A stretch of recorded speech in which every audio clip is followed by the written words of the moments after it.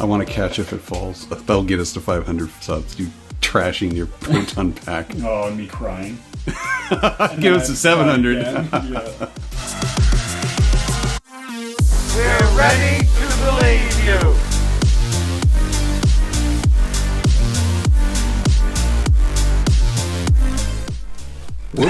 We're back with another episode of Ready to Believe. I'm Jamie Pale Rider. I'm Rob Williams. And today we are talking pack mods. So, like we referenced in a previous video, the Ghostbusters community is very helpful and very like electronics and mod savvy, and they, as soon as we started making these videos, they jumped into the comments being like, you got to do this. Yeah. And we've done some of those. I love the we word. I've done The royal nothing. I'm holding a mic. Yeah, Rob is my lovely co-host, a la Vanna White.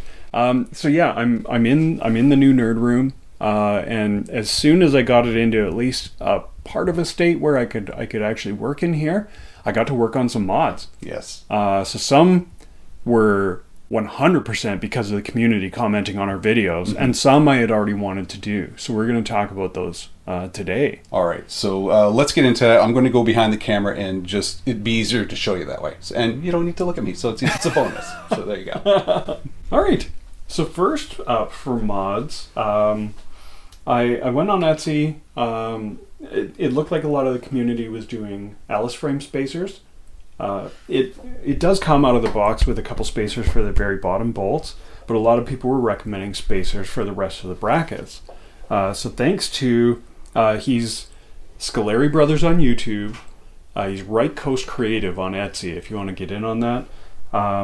Are spacers, so 3D printed spacers for the brackets, and he sent longer bolts as well, because like the original bolts that come with the pack are no longer long enough if you're popping spacers on there. So he's kind enough to include longer bolts that are the correct size and everything, so you can use the spacers properly. And basically what that does is, it looks wise, the frame is at a more movie accurate kind of placement to the pack. It just like it sits out a little bit, and it feels like when you collect the spacers or connect the spacers and all that, it's the frame isn't being like forced or bent at a weird angle. Like it sits more naturally. Because like I said, there's spacers that come with the pack, the ones at the very bottom, and there's a very long bracket there that doesn't need one. But then there's 4 other brackets that feel like when you're tightening them up, it feels like it's actually torquing the frame a little bit, and those spacers definitely alleviate that as well. So for that one, thank you very much, Right Coast Creative, Scoleri Brothers. Thank you for the awesome Scoleri Brothers stickers as well. Those are amazing. We'll have to pop those up. There it is there. There's the sticker. So next up for mods is widely recommended mod from the Ghostbusters community is replacing the power source. So originally it runs on 4 D-cell batteries. You have to do the typical like unscrewing the cover. It's right behind here is where the batteries go. But what I did, again, thank you to all the recommendations, and also thank you specifically again to the Scoleri Brothers, Right Coast Creative on Etsy, because he supplied the proper cable to connect the USB power source to the board. Thank you to Hasbro for making it easy. There was no soldering. It was literally plug and play. It's Right Coast Creative supplied. I bought it from him, but he offers on his Etsy site a USB to JST cable. So USB obviously goes to the power cell, and then the JST is just like one of those little plugs that goes onto the board itself. So you just pop off the one that goes to the D-cell battery compartment and plug in this one, connect the battery or the power cell, and then mount it. And this is, if you watch the Proton Pack is Not a Toy, might be my favorite name for a Ghostbusters themed YouTube channel. He's amazing. He did an entire walkthrough of how to remove the motherboard, like the back of the pack, safely and without breaking anything, which was extremely helpful. And then he also did a walkthrough of how to install the power cell, how to connect everything, and how to do the next mod that I'll be showing. But yeah, to quickly demonstrate now, instead of plugging in some D-cell batteries, we just flip on the USB power cell. So that's on. Oh, and thank you to all the Ghostbusters community for recommending this kind of inner wall replacement. This definitely came up in the Proton Pack is Not a Toy video. Basically what it is it's the same wall that comes with the pack, but this one has a window where you can access the USB and the port for charging the power cell. And so Christine, my partner, printed this off for me based on designs from the community. So again, like, I'm going to keep saying this, but the Ghostbusters like costuming and fan community is amazing. So that power cell's on. And now it powers up. No batteries. That's awesome. So the next mod up, and this one is from Imperial Tech Shop on Etsy. They supplied a replacement acrylic window for the power cell kind of bar graph thing. Basically the one that came with it, and I took a before video, I don't know if you want to cut it in, but it's really cloudy and diffused, so it basically makes the LEDs just fill up this whole window.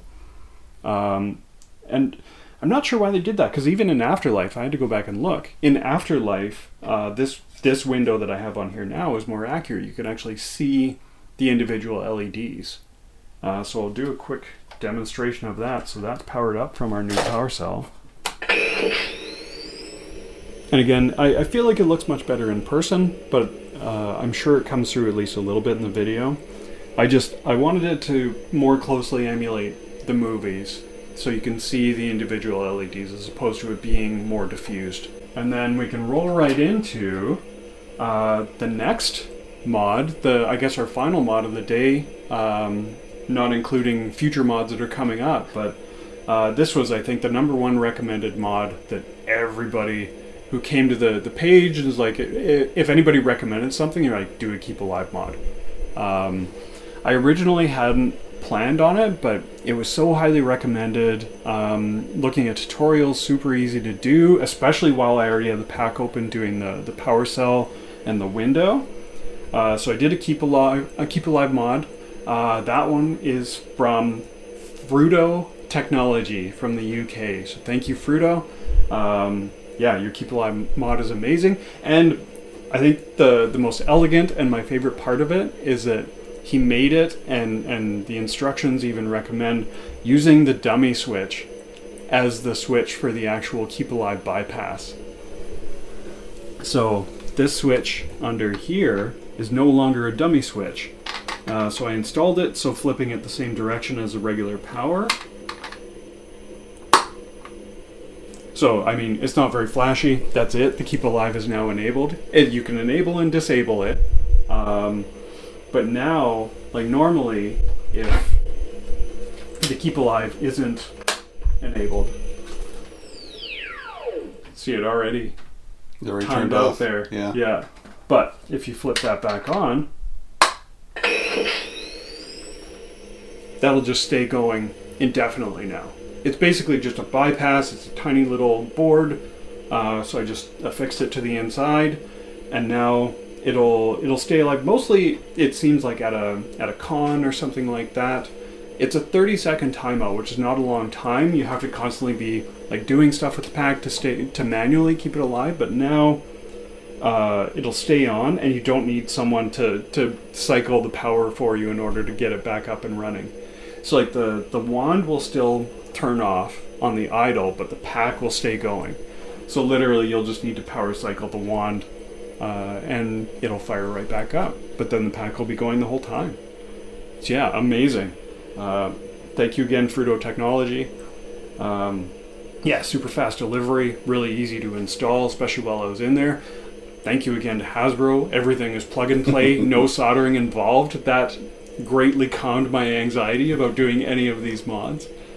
Yeah, and that's it for mods that are done now. Final segment for the mods video is future mods. So I'm definitely planning on upgrading the V-hook on the pack and on the wand, just to make it a little more secure.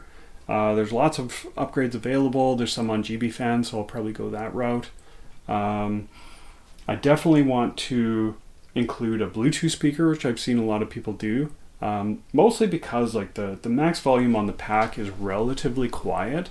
Like it's okay when you're in your own home and the environment is quiet, but I feel like at a con and coming off my experience using lightsabers at a con, my lightsabers feel loud in the house, but as soon as I get them to a con, you can't hear a thing. Nope. You can't hear them at all. No. And this is, I feel like, quieter than a lightsaber in the same environment. So at a con, the sound is just totally going to disappear. So I've seen some recommendations for hooking in like a Bluetooth JBL speaker. That way you can also play music through it. Because I mean, you have to play the theme. Do the dance. Oh, you can't spring that on me. Do the dance. You can't. I will in the future. Okay. I promise. We'll get it. And then this guy, I feel like a bad fan at this point. I don't know what the technical name for this is. There's a technical name for everything on the pack, but basically what it's doing is it's to replace this kind of faded yellow frayed shroud for this cable to be more accurate to the movies. And again, like this is another thing, same with the acrylic window. This is another thing that I looked for in Afterlife specifically. Like, is it really that bad looking in Afterlife? And I don't think it is. It's still closer to this. Obviously, it's weathered and beaten up in Afterlife, but it's closer to this than it is to this. And this will be an easy swap out. This, like, it's meant to be disconnected because you have to disconnect it to swap modes and open up the cyclotron anyways. And then it just feeds up in here through this kind of C-clamp thing. So yeah, that'll be an easy mod for sure. Where'd you get that thing? So this one is from Sticky Graphics Canada on Etsy. Thank you very much, guys. All right. Well, that's it for current mods, future mods, so far anyways. So thank you once again in the community for recommending mods, for creating tutorial videos. So I can't thank the Proton Pack is not a toy enough. Again, I love that channel name. He's a super nice guy, very calm. But yeah, your videos are so helpful. I actually went onto his channel and commented just saying thank you. Yeah. But yeah, taking apart the pack without damaging anything and then doing some mods and doing that whole walkthrough, so helpful. Again, thank you to Right Coast Creative, Scolari Brothers on YouTube. Oh, hang on. Scolari Brothers, thank you again. You supplied a few parts for this mod. Imperial Tech Shop. Yeah, Sticky Graphics Canada and Fruto Technology for everything that you guys do. Again, thank you everyone that comments on videos and watches our videos. Thank you. Thank you so much. Yeah, I feel like it's safe to say we're a small channel, so like it really does mean a lot when everybody watches and comments. Yeah. So that's it. It's time to wrap it up for now. Next week, Easter eggs. Easter eggs of the HasLab Spangler Proton Pack. Yeah. This is going to be a lot of fun. I'm looking forward to it. All right. Find us on Instagram, YouTube, as you're watching this, obviously. Like, subscribe, helps us get to 500, and Facebook as well. So, and we have a weekly podcast where we do movie reviews and talk movies, Star Wars, all nerd stuff. So I think general nerd pop culture. Yeah. It's really I like good. that you can actually see the Kneel Before Zod trophy just on your shoulder. Oh, Kneel Before Zod. He's like perfectly standing on your shoulder like a little... There it is. Yeah. So yeah, until next time, until our Easter eggs video, we're ready to believe you. And I step out of camera here.